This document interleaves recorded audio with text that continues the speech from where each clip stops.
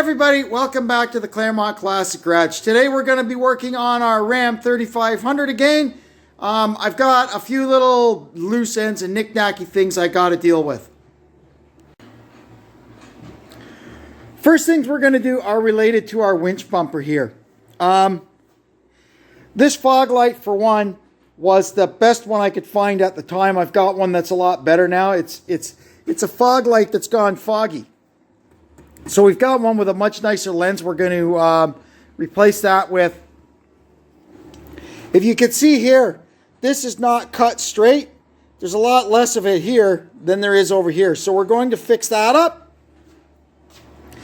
Also, the step pad here, one of the push fasteners isn't latching in. I think it may have gotten bent. And the bottom air dam is not fitting how I would like it to fit. So we're going to just kind of take things apart and fix all those little issues. All right, there's the first step. I replaced the air dam, and this one fits way better. So that's good. Now we can put the... I think now I'm going to put the fog lights in. Oh man, this is looking better all the time. We got our nice fog lights in. Now I'm going to put the winch bucket and the winch back in.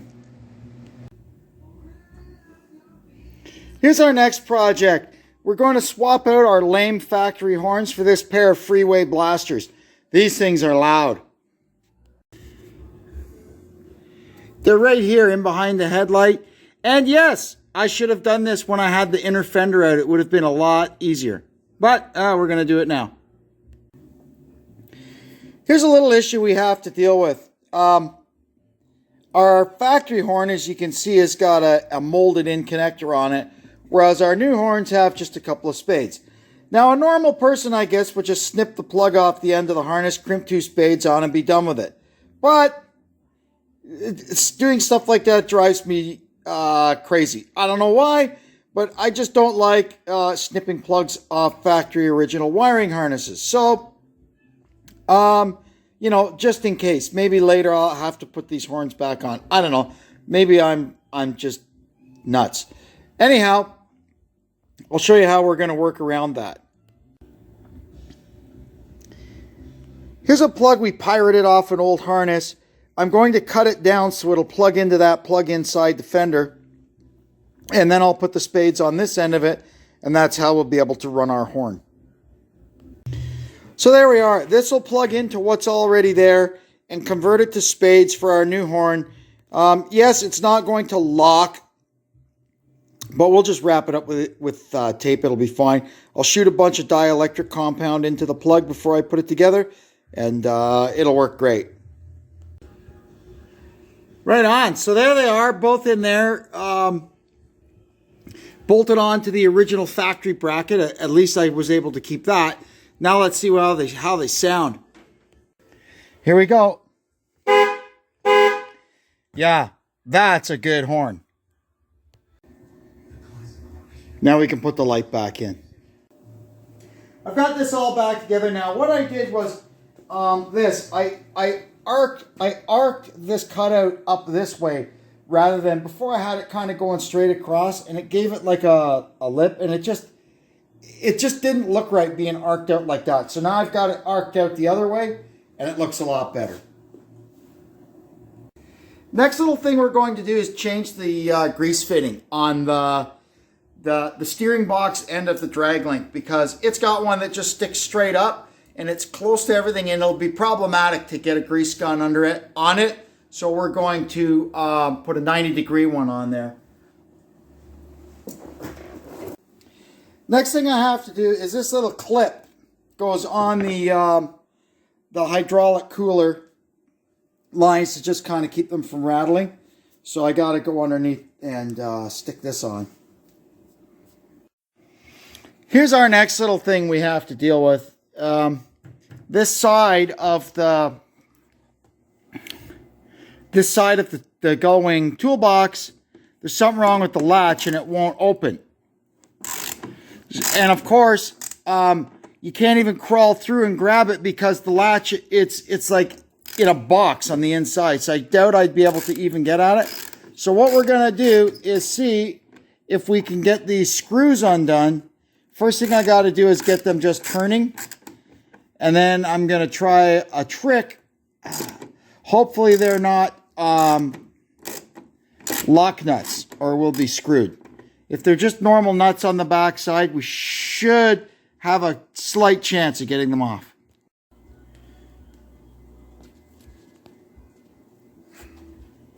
So what we're going to do is use our little impact driver here to turn it, and we're going to pry on the bezel here, and that hopefully will put a little pressure on the nut on the back side and let it spin off. Sometimes this works, sometimes it doesn't. Well, it moved a bit.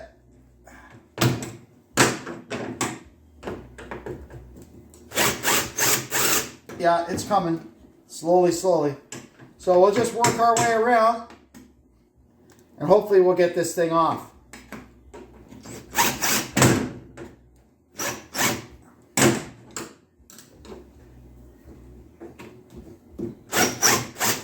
Yeah, got that one to come a bit. Oh yeah, good.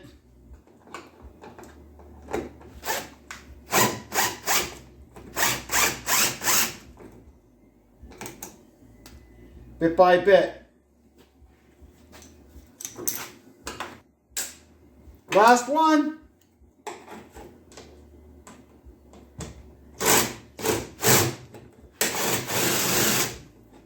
Okay, that's all 4 screws. Now let's see what we can find in here.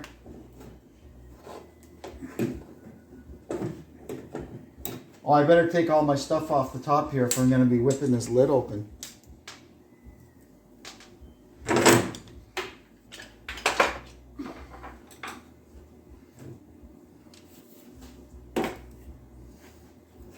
So here's the,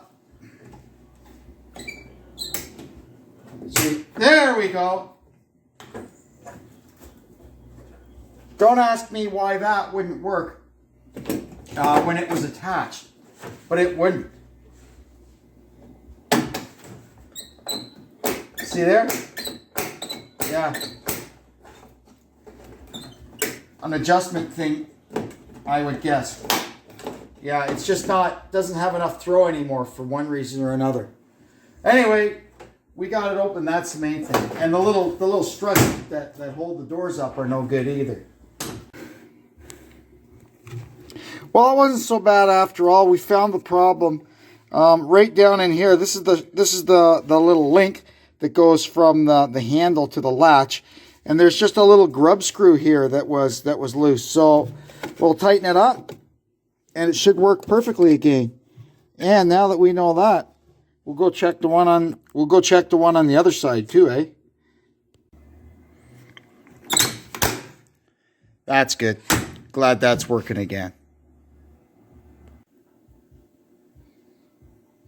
Here's the next little job, which is changing the grill frame that hangs down from the inside of the hood.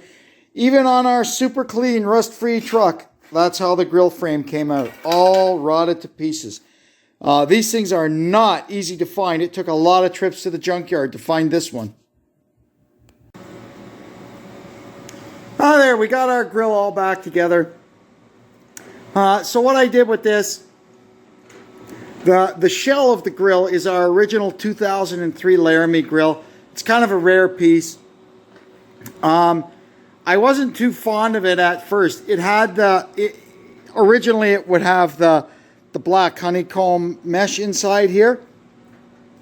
So what I did was I put the chrome bars from an 05 Laramie grill in it, and we swapped out the chrome bug shield for a white, a color matched one, and that looks way better. I really like that. I was torn between something like this and a sport grill.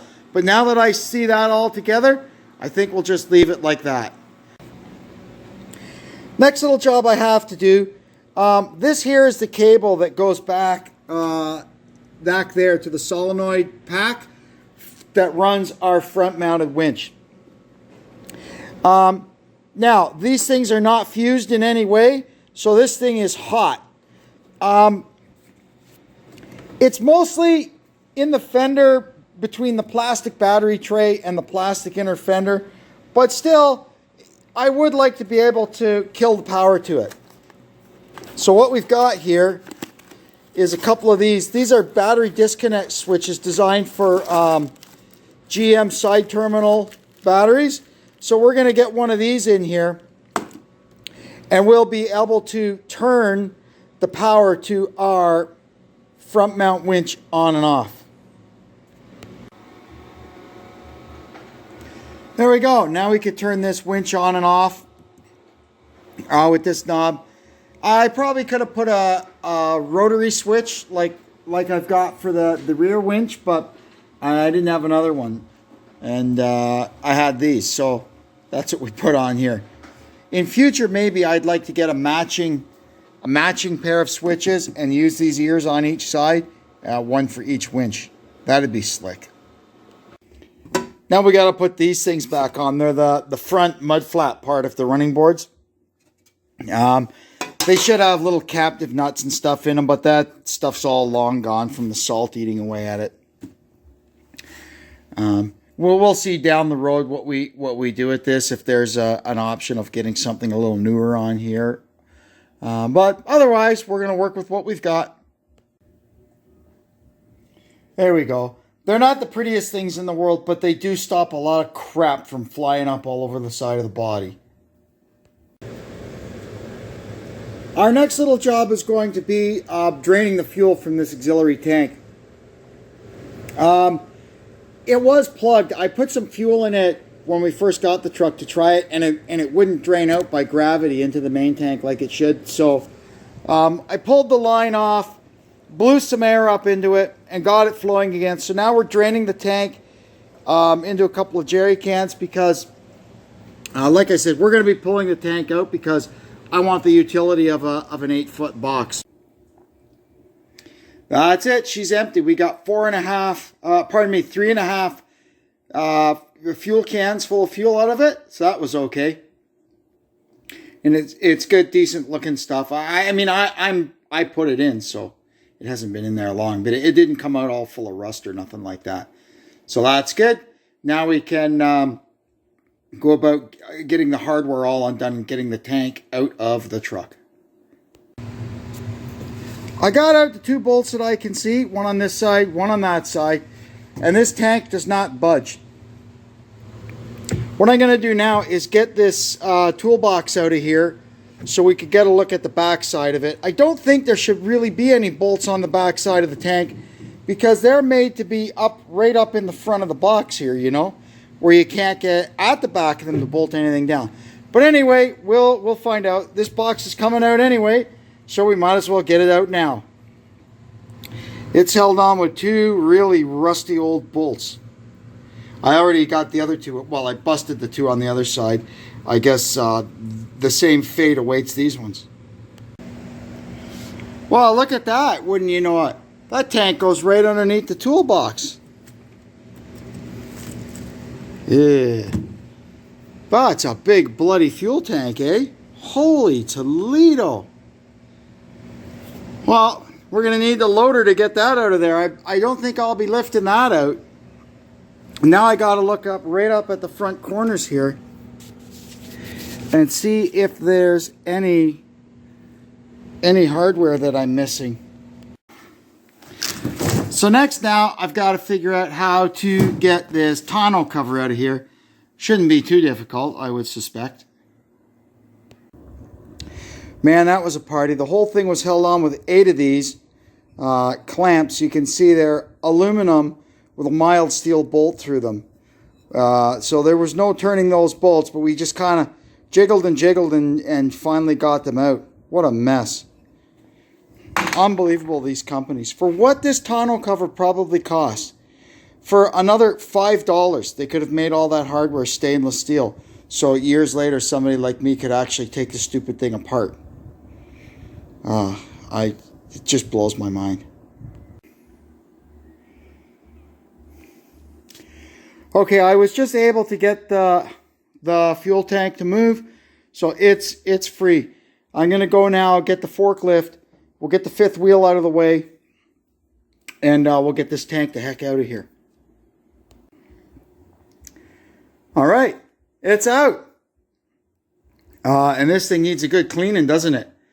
Holy Toledo, that stuff has probably been in there pretty much since the day that this truck was new.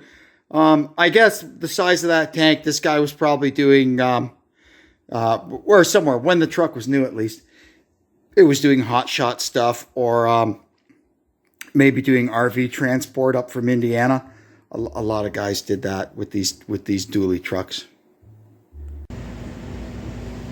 So here's our new look mocked up. I've got a back rack with toolbox brackets, and I swapped out our aluminum tread plate toolbox for this structural foam one. Number one, because this one isn't made to go with that fuel tank. It's deeper, and on top of that, something you can never do on those aluminum ones, only these structural foam ones or steel ones, you can stand on them like this. These things are strong. So I just have this mocked up to make sure it's going to fit okay. And as you can see, it fits okay. My CB antenna here is roached. If I decide to keep the CB, I'll get a new magnetic antenna and we'll stick it on here instead of the roof of the truck. You can see the mess that one made. Hopefully I can clean that up a little bit. And I'll have to make, if I want to keep the toolbox tonneau, or the tonneau cover, I'll have to make a filler piece for in here because it'll sit. We might be okay. We'll see how that goes. I'll worry about that later. I do have to say I like having the 8-foot box back. That brings back the great memories of my old 93 truck. I could put plywood and drywall and stuff in it. You know, it was really handy having the 8-foot box. That all went pretty well. We got a lot of things tidied up, including getting this figured out. I kind of had a vision in my mind of how I thought it would look, and it turned out pretty well. So it still all has to come back apart. I got to get this thing outside once we start getting nice days and get the back of it all scrubbed out. I don't think it's ever been cleaned like in 20 years.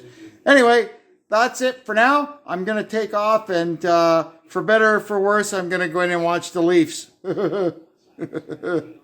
Anyway, thanks for tuning in. Hope you'll come and see us again next time. And until then, this is Kevin checking out from the Claremont Classic Garage.